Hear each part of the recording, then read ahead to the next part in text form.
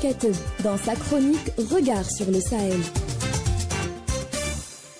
Dans la précédente chronique, nous avons parlé du Soudan du Sud et l'aggravation de la situation politique dans ce pays. Vendredi 4 avril marque une journée qui aurait pu entrevoir une lueur d'espoir pour sauver une paix elle-même très précaire.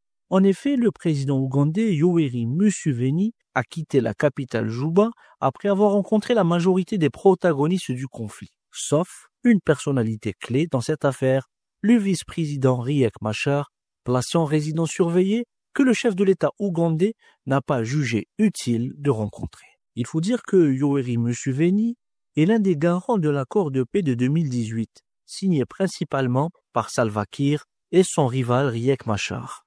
Lors de ce déplacement, il a rencontré son homologue Salva Kiir et d'autres acteurs politiques sud-soudanais, ainsi que le groupe des sages de l'Union africaine.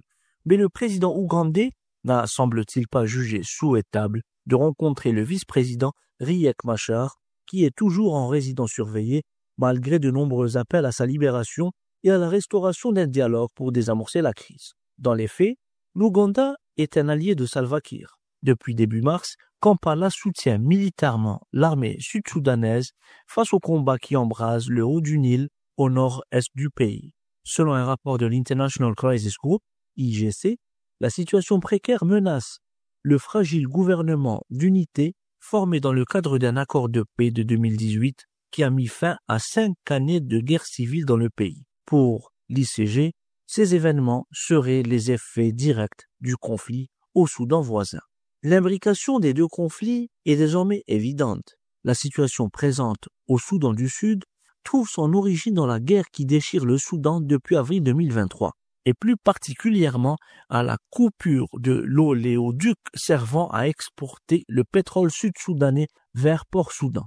Selon Daniel Aketch, analyste au sein de l'ICG, la donne a récemment changé car depuis un an, les revenus liés au pétrole se sont effondrés en raison de la guerre au Soudan. Il est donc devenu difficile pour le gouvernement de se verser les salaires. C'est ce qui marque le début du problème.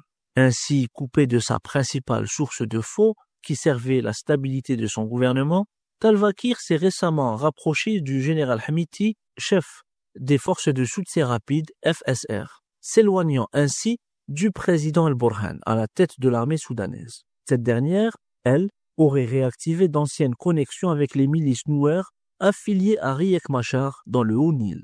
Reste que lors de la visite de Museveni à Juba, le ministre sud-soudanais des Affaires étrangères Mohamed Abdallah Gok a réitéré l'engagement de son pays à mettre en œuvre l'accord de paix signé en 2018.